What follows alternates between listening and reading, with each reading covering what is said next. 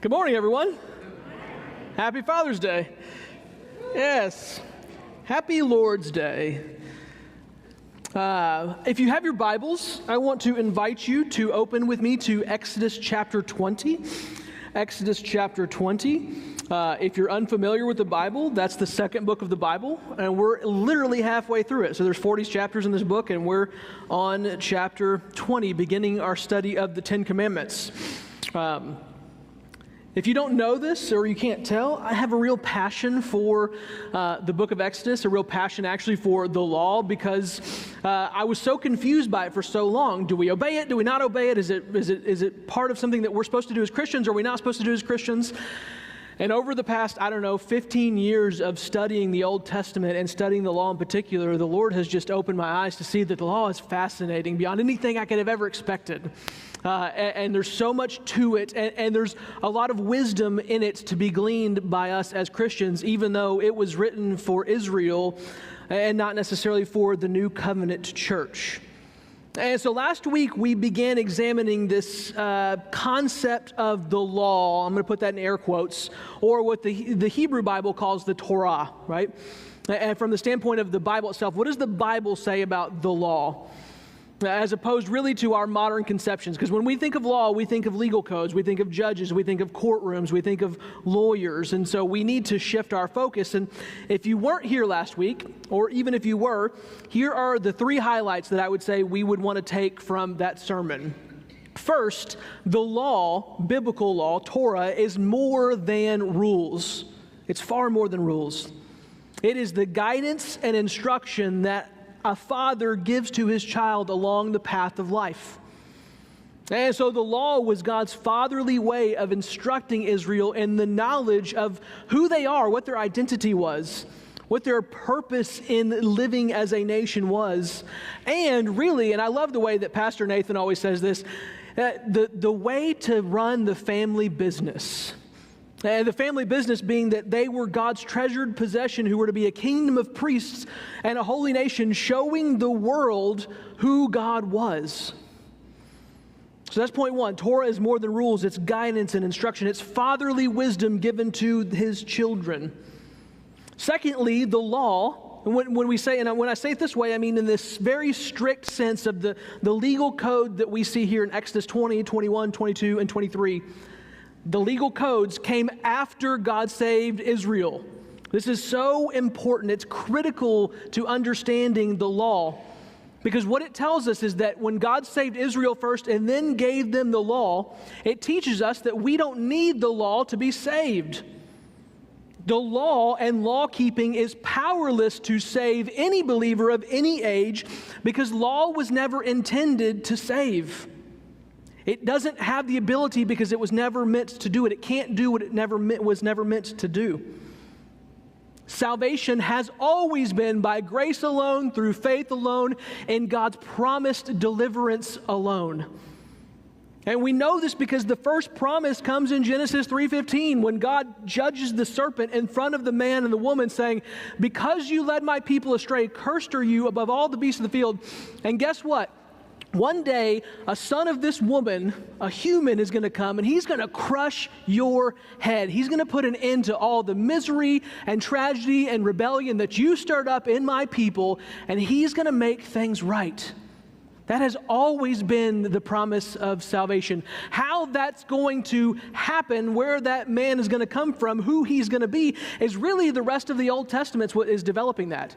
We see he's going to come from a guy named Abraham, and he's going to come from Abraham's son Isaac, and from Isaac's son Jacob, and from Jacob's son Judah, and he's going to be a son of David, and he's going to be the king of this nation called Israel. But all that stuff comes down the line. And so the law was never meant to save. God's grace through faith in the promised seed, who we know is Jesus Christ, is how salvation has always come, and how it will until Jesus returns in glory. So one is the Torah is more than rules. Two is the law has no power to save because it came after God had already saved.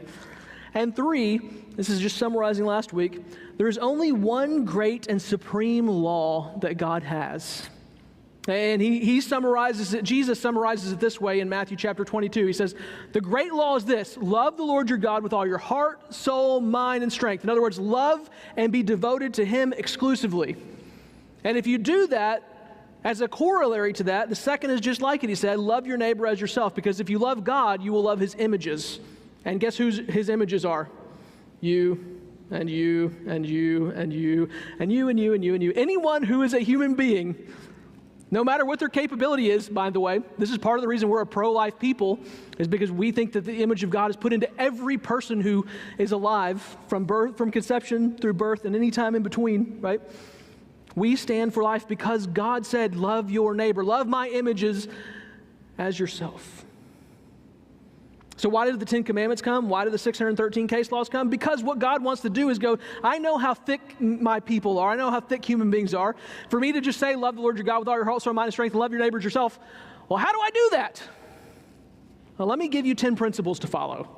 And if that's not enough, then let me give you 613 illustrations of doing those 10 principles, which is really just doing that one great important law of loving God with all your heart, soul, mind, and strength. Does that make sense? Okay.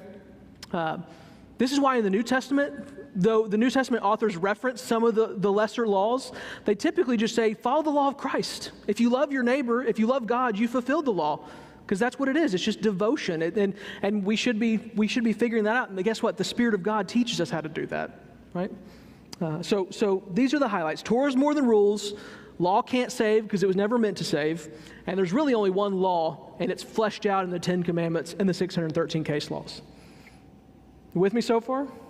I was talking fast because that's just recap and introduction. So let's get into the meat of this. Let me start my timer for y'all's sake. All right.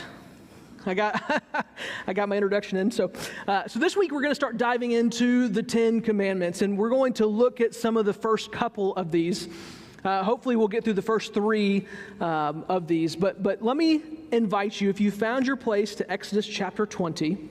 We're going to read the whole of the 10 Commandments, so chapter 20, verses 1 through 17. If you found that, I want to invite you, if you're physically able, to stand in honor of reading God's Word.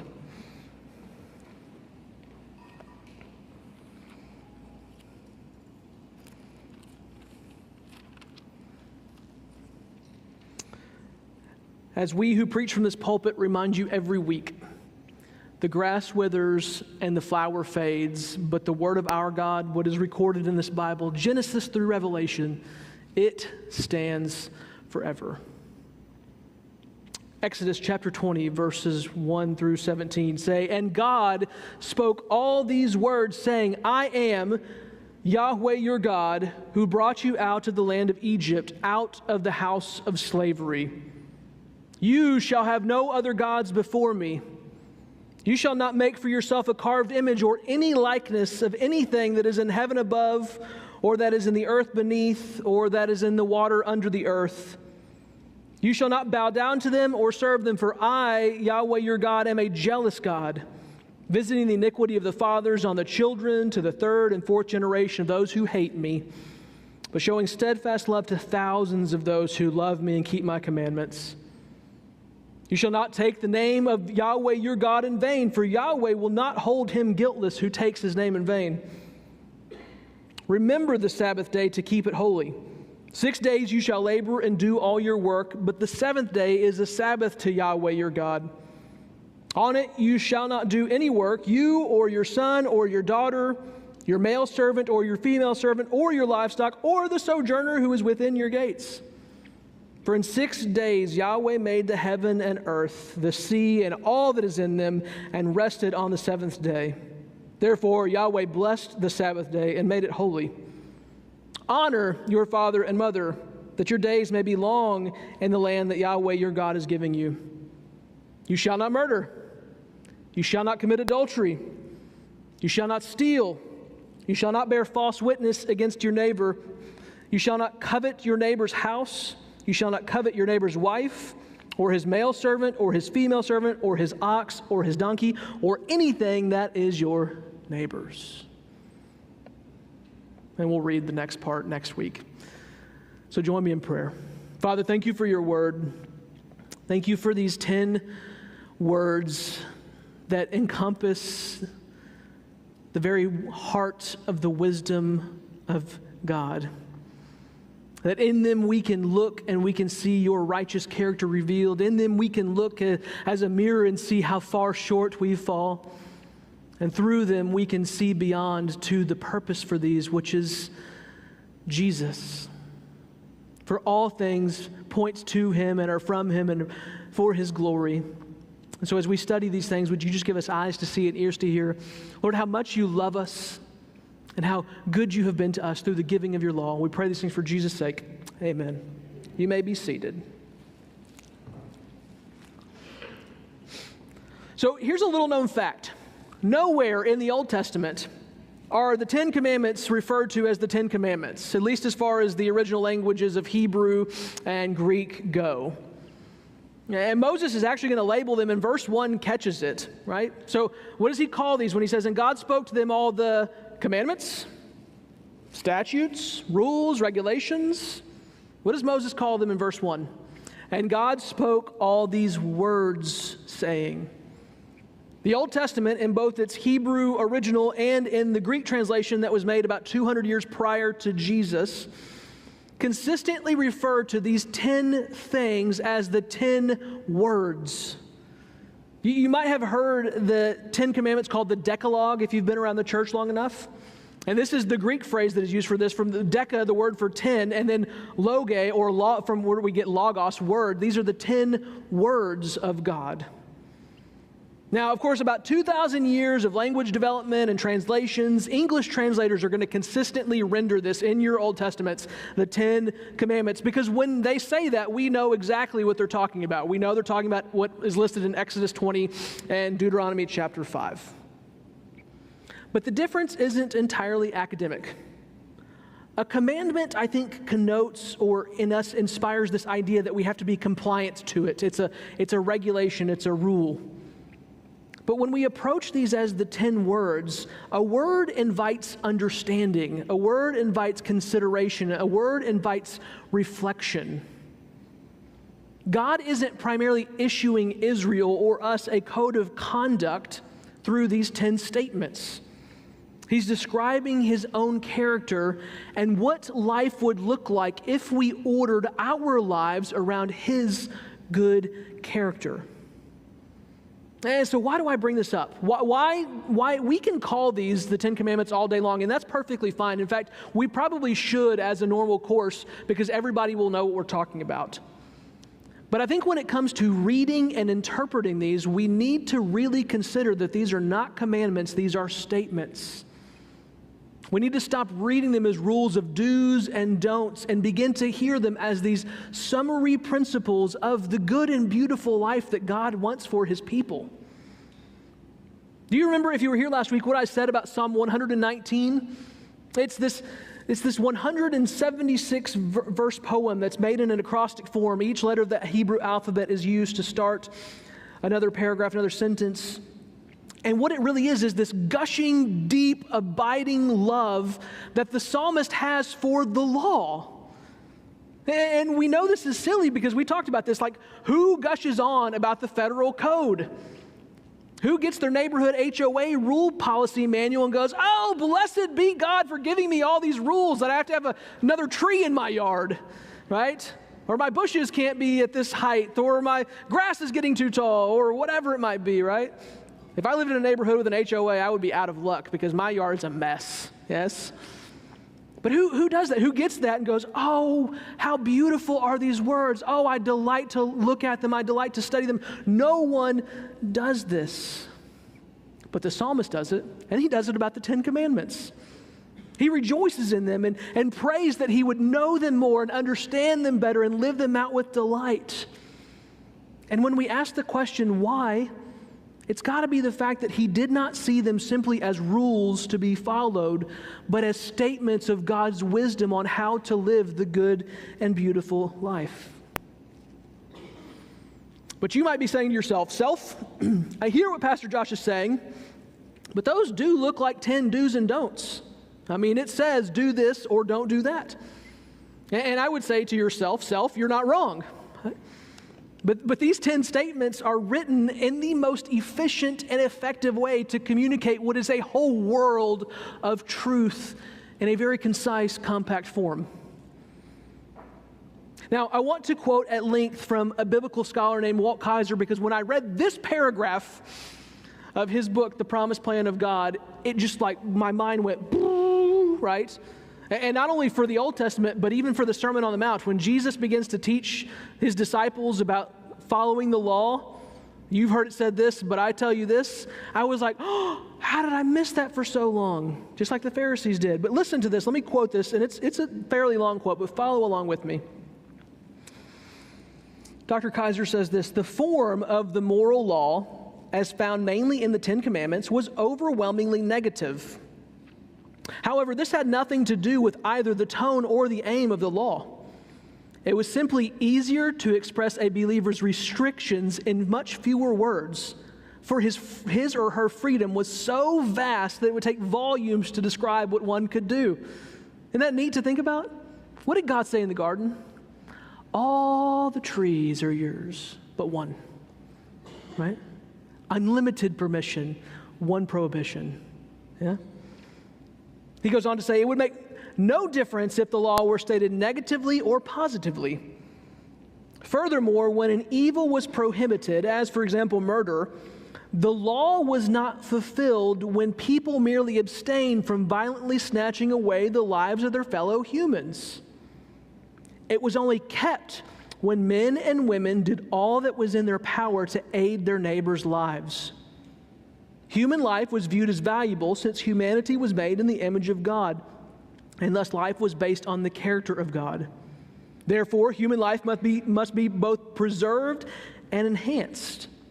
One could not refuse to do either, that is, to refuse to preserve or to seek to improve the lives of neighbors. Listen to this. Inactivity in the moral realm could never be a fulfilling of the law. That would be an equivalent to a state of death. More was required of Israel than merely refraining from doing what was forbidden. I should read that again so you can process through it, but I'm not going to. But there's so much in there. But what I want you to see is like when Jesus comes on the scene and he says, hey, you have heard it said, don't murder people. And all the people are going, yeah, we've never murdered anyone. We keep the law. We're doing good. He goes, no. You have not understood the real meaning of the law. I tell you that if you curse your brother, if you call him a fool, you're liable for breaking the law. Why? Because in doing that, in cursing your brother, you have not protected and preserved his life. It's not just about not doing anything.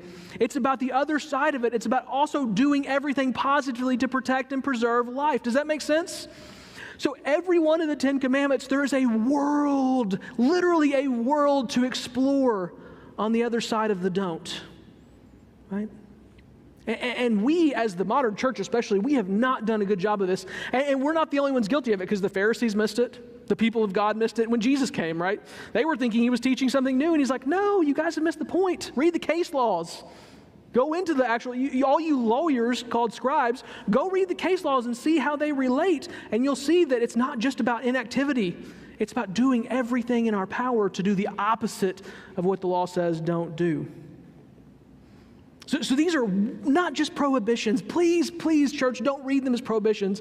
Read them as the wondrous wisdom of God, who he is, his righteous character, and the revelation of his desire for humanity to abide by and live in that righteous character so that we can, as a group, experience the good and beautiful life.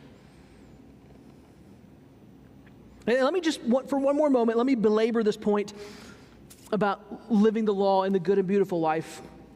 And I only do this because I see missions as something that is a challenge for not just our church, but for the church in the world. We are just, while there's a missionary thrust in some people, it's not a global thrust, is it?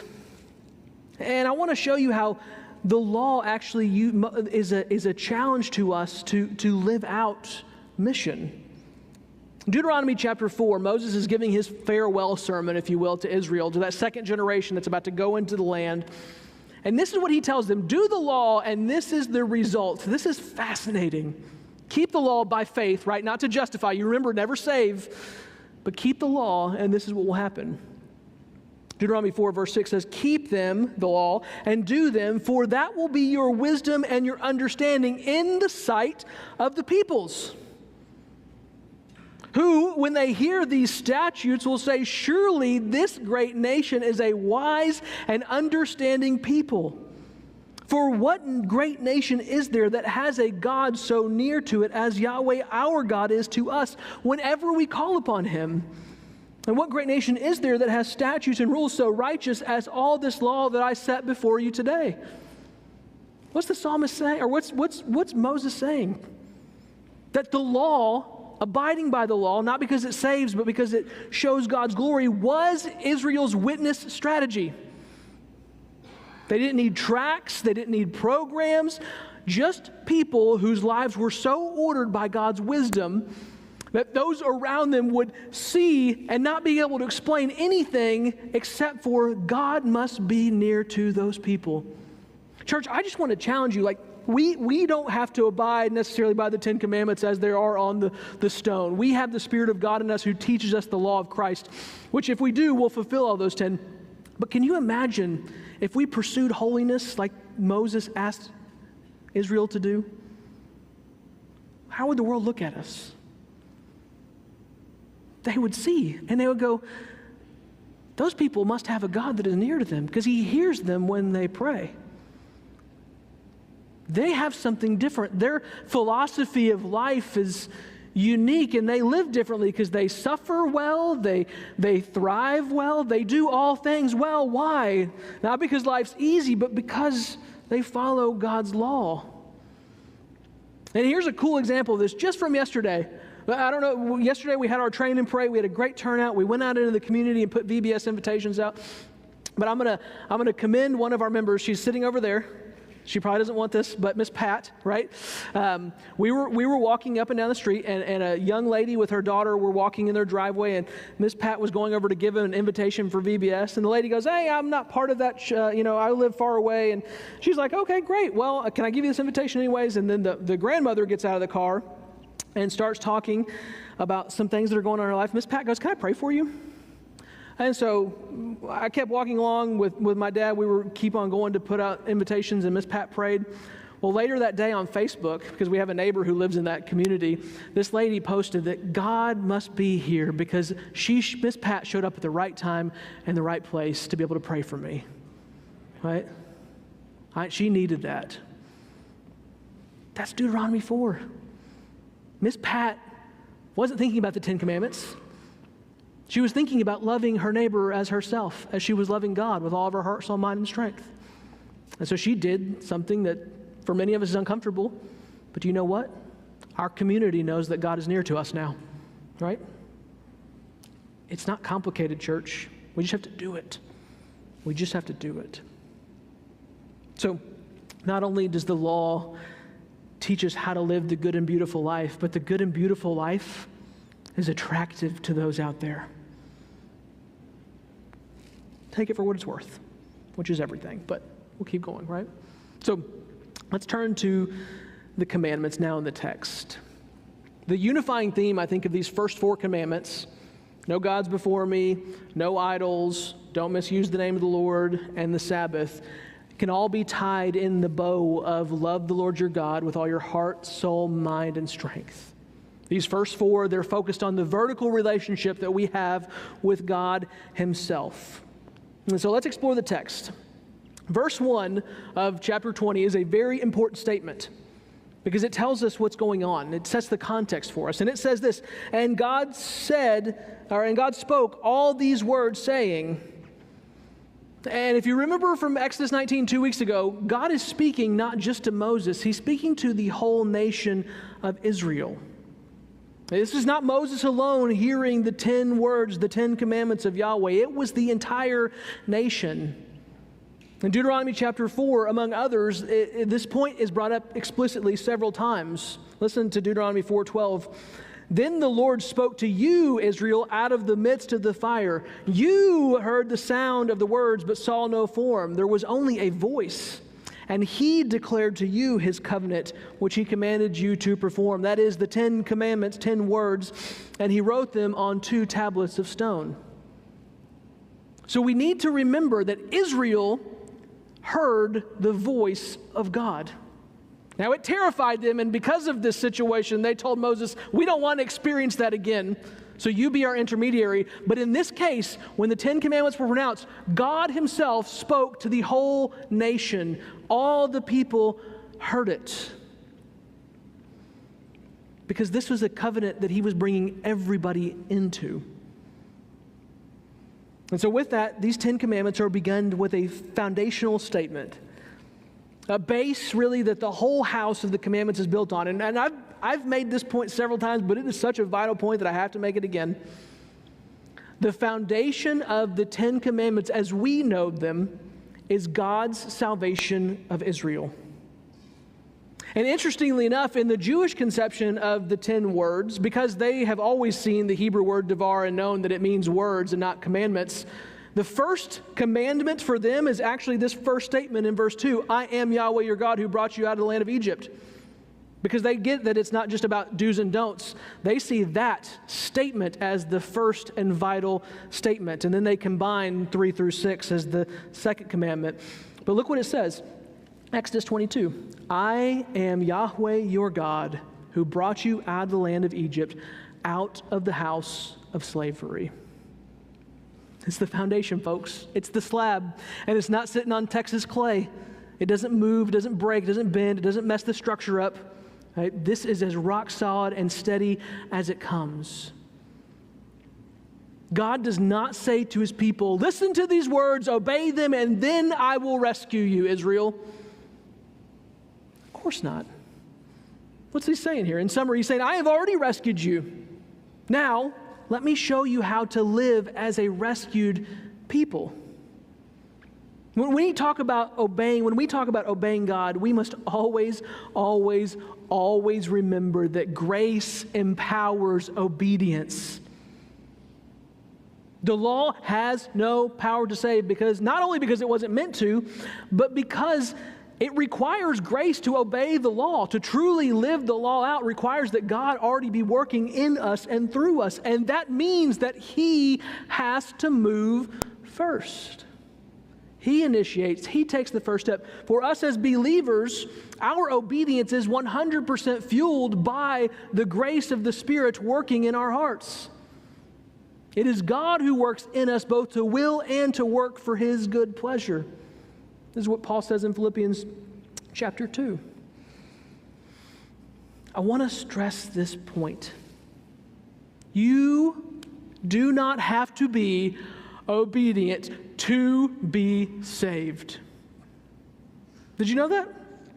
You do not have to be obedient to be saved.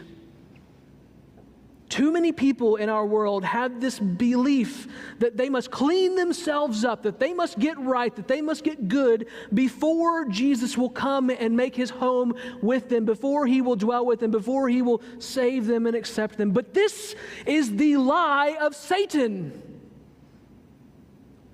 It is Jesus who cleanses us from all unrighteousness. It is Jesus who comes into our hearts and he cleans up what we have broken. He gives us the Spirit who empowers us to obey. So if you are living in Satan's lie in your mind, I want to dispel this right now. The Bible tells us so. And it tells us so explicitly in the New Testament, but structurally in the Old Testament, that God saves unworthy, unrighteous people, and he makes them whole, and then he teaches them how to live. And yes, we want to live, we want to obey, we want to be a righteous people. But we do not do that before we are saved. We come and we say, Lord, I am unworthy, I am a sinner, I am unrighteous, and I've tried and tried and tried to escape my own brokenness. I've tried and tried to make myself clean, but I just keep using dirty wipes. And it just smudges and gets worse. I cannot do this on my own, Lord, save me. And he says, oh, child, this is all I've been waiting for. You are mine and I am yours. I have cleansed you. I have made you white as snow. I have washed you clean. I have made you whole. Take my hand and let me show you how to live as a clean person. and you're going to walk through the mud. And I'm going to drag you through the mud sometimes, but guess what? On the other side, you're still going to be clean. Why? Because I clean you, and when I clean, you stay clean. As you follow me and you walk in this law, you will succeed and you will fail, but you will always be mine. I will never let go of your hand. That's what the Father tells us. That's what he tells Israel. Jesus wasn't the first one to tell us, I will never leave you nor forsake you. The first people to hear that was Israel. And they were not a good people, church. No offense, they didn't do it right hardly ever. I mean, we've talked about this. They got saved through the Red Sea 3 days later. Why, God, are you trying to kill us? They hear God's voice on the mountain. They see the thunder and the lightning and the smoke. They hear the trumpets sounding. They hear the voice of God. And 40 days after this, or within 40 days, they're building an idol in direct violation of the second commandment and going, these are your gods, O Israel. Bow down and worship them. And Moses and God have a conversation, and God says, you know what? I told Israel I was going to hold their hand through all this. I'm not going to let go. I made a promise to Abraham, and I'm not going to forget it. I made a promise to the world when I told Adam and Eve that the son was going to come forth, and I'm not going to let that go. So even though Israel is dumb sometimes, we're going to keep walking with them, and I'm going to keep walking with them. I'm going to lead them to the place where your Messiah is going to come forth, and he's going to set right all that they've done wrong. This is the gospel in the Bible. So fascinating, so fun. So wonderful. I mean, the wisdom of God is folly to the human being, isn't it?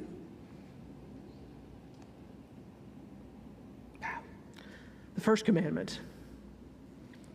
First commandment is based upon this sure and steady foundation of God's already accomplished salvation. And what is it?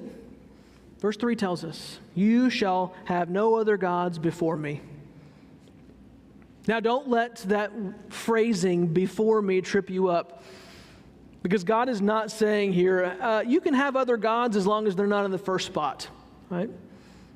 He is saying, I don't want any other gods in my presence. I don't want any other gods competing with me in your life, for your worship, for your devotion. I am asking you, Israel, for exclusive devotion, for unreserved loyalty, for absolute focus. Don't let anything in this world distract you from me. And we might say, why? Why would God do that?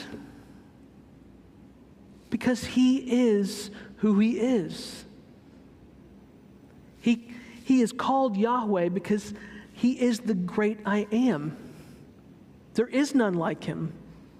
There's no one in his class. He has no rivals. He has no equals. He is the creator and the sustainer. He is the true king of creation. And for Israel, he has redeemed them and calls him his own. It is because of this that God says, don't go after lesser things.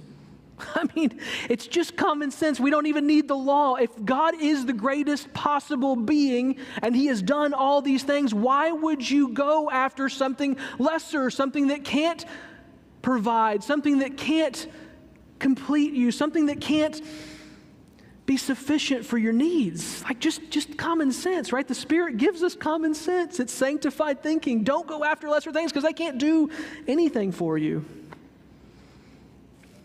But we're just like Israel. We are so susceptible to having other gods, just like they were. Because this commandment isn't just about what we bow down to.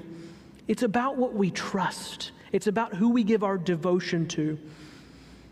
And so who are we being devoted to? Are we trusting him in some and then trusting something else for our security and significance and love? I mean, the diagnostic question here is, who or what am I trusting in besides the Lord? And initially we might say, no, I'm thinking about this. There's nothing I'm trusting besides the Lord. But then begin to tick off on your hand, what do I get the most anxious about losing? my spouse, my children, my job, my church family, I don't know, my gym membership. I just got it, so I don't want to lose it. It's so much fun, yeah. To think, like, what, as you really seriously consider those things, what is it that gets you most anxious about losing? Because that probably means you've put functional trust in that thing to give you security and safety and comfort. And that's the negative exercise. Here's a positive side of this. When you think about this, who am I trusting in besides God? Ask the question, where has God shown up in the past in my life? I would just like the Bible is an Ebenezer, is a memorial book of God's faithfulness to his people over the generations, and what God has done in the past for them is a model and a promise of that which he'll do for any of us. He's just far too creative to do the same thing the same way twice. Think about that in your own life. Where has God been faithful in my life? Write it down. And anytime you get into a place where you go, Lord, am I putting anything before you? Am I putting up my own security or significance or comfort or safety or any of these things before you? And then watch as you unfold your own life and go, you know what? Even in those dark times, yeah, I see where God showed up. I see where he provided. It took a long time, and it was hard, but yeah, no, he was there. I see him. I see it now. And hindsight's 20/20, isn't it? Right? We see with much clearer vision that God shows up in the past when we begin to reflect on it. I mean, it's just true. So write it down, make it a memorial book, and then remind yourselves that yeah, I have trusted in myself so much through my life. My own power, my own will, my own abilities, my own strength. And how many times have I fallen short? And in those moments, it seems like, although not always, God goes, there you go. Now you're in the right place, my young son. Here is the desire of your heart, right? But when we let ourselves compete with him, we're violating this commandment. Yeah. So let's get through the second commandment, and then we're going to have a special time of prayer for our students, and then we will call it quits today. But the second commandment is this. It comes in Exodus 20:4-6, and it's the first commandment that comes with a reason. So Exodus 20, verses 4-6 say this: you shall not make for yourself a carved image, or any likeness, or anything that is in heaven above, or that is in the earth beneath, or that is in the water under the earth.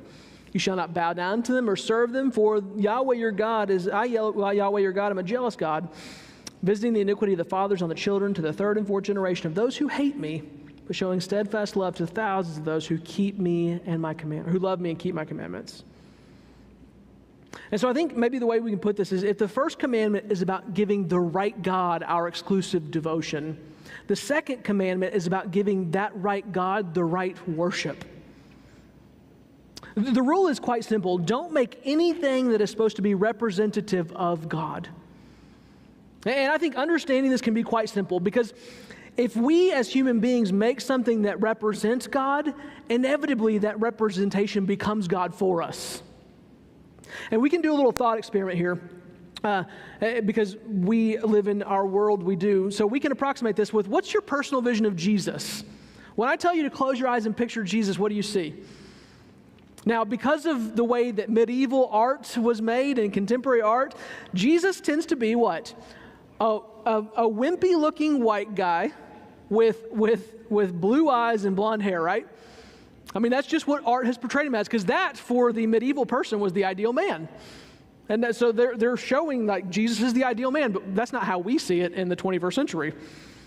Or, here's my thing today. I see him less as a blonde-haired, blue-eyed white man. I see him as Jonathan Rumi, because I watch The Chosen too much, right?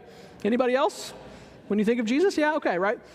So that's the way it works, right? We just inevitably associate images as we see them with categories. That's just the human mind at work. Now, take that concept and put it back into the world that the ancient Israel was put in, and you'll see why idols were worshipped all the time, and the danger that Israel could fall into, and that they will fall victim to. I mean, we talked about it already. They built a golden calf within 40 days. And look, brothers and sisters, if you read closely, Aaron is not saying these are other gods, these calves, this golden bull. He's saying, no, this is Yahweh. Right? This bull is representing him. And so we see this golden calf, if they create it, it will represent strength and vitality, thinking that those things represent God, and Israel's going to bow down and worship them. But is this golden calf God? Is this golden calf actually Yahweh? Yes or no? No. Is God strong? Yes. Is God vital and active and living? But does this vitality and this strength represent all that God is? Good. So Israel has worshipped something that we think is God, but falls truly and far short of. This is idolatry, and God won't let this go unnoticed. Every idol is a reduction. You take one thing that's true of God, His love, His provision, His comfort, His strength, His power, whatever it might be, His sovereignty, and you make that the whole of Him. But a God that you can summarize is a God you can manage, and a God you can manage isn't God at all, is it? It's us looking at a mirror and going, oh, I'm going to just turn this mirror upside down and call it God, but hey, who is it? It's me. At least who I want it to be. The Lord is jealous for us to know the whole of Him, all of Him. For God to be jealous, it seems like a negative connotation, and the word jealousy in our world is, but I think zealous is a more fitting word for the meaning of jealous here. Yahweh is zealous for His people. He is consumed with a desire for them and for their good. And so should they create and worship idols, they will move out of His blessing into the curse. And this is something He does not want. Yet He just can't allow idolatry to go unchallenged. Israel is to be exclusively His. You will have no other gods before me. And so Yahweh's desire is to bless His people as they keep covenant loyalty with Him, as they walk in the law. And having freed Israel from slavery in Egypt, God will zealously guard them against finding themselves in that situation again. And so God will punish those who lead Israel astray. One final note on this, just real quick, because I think if we read this uncarefully, we will draw false conclusions. When it says that the iniquities will be visited on the father's children, God will not judge an innocent generation for the sins of their parents, right? In fact, He says in Deuteronomy 24:16, fathers shall not be put to death because of their children, nor shall children be put to death because of their fathers.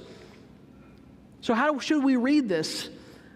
I think what He's saying is if the generation of parents is living in antithesis to God's law, they're going to be judged, but guess what the generation coming up is probably going to do too? Live the same way. And that same way is antithesis to God's law, so what's going to happen to them? They're going to be judged as well. And that generation is going to do the next and the next. And just read through 1st and 2nd Kings, and we watch that play out, right? In fact, 2 Kings 14:6 is the illustration of this. Manasseh's sons, but he did not put to death the children of murderers, according to what was in the book of the law of Moses, where the Lord commanded, fathers shall not be put to death because of their children, nor children be put to death because of their fathers, but each one shall die for his own sin. And so we see that God is not going to punish people unfairly, if you will. But we know that if I live a life out of accordance with God's law, the chances of my children living in accordance with God's law are not strong, are they? And so the judgment for my disbelief and disobedience will more than likely transfer in lifestyle to my children and to their children, unless God graciously intervenes and changes the family tree.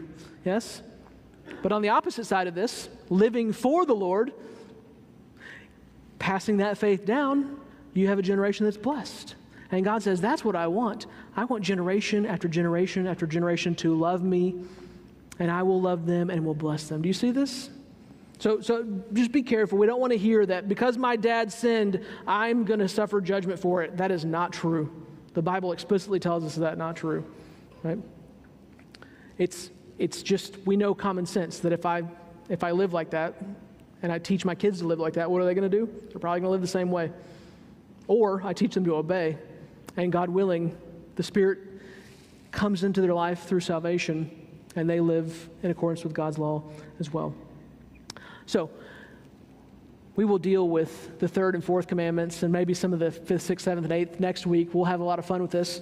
The more I've been studying the Sabbath law, the more I'm like, whoa, this is fascinating. Not because of Sabbath itself, but because of what it accomplishes. So hopefully next week you'll get your minds blown just like I have been by God's word and its fascinating depths.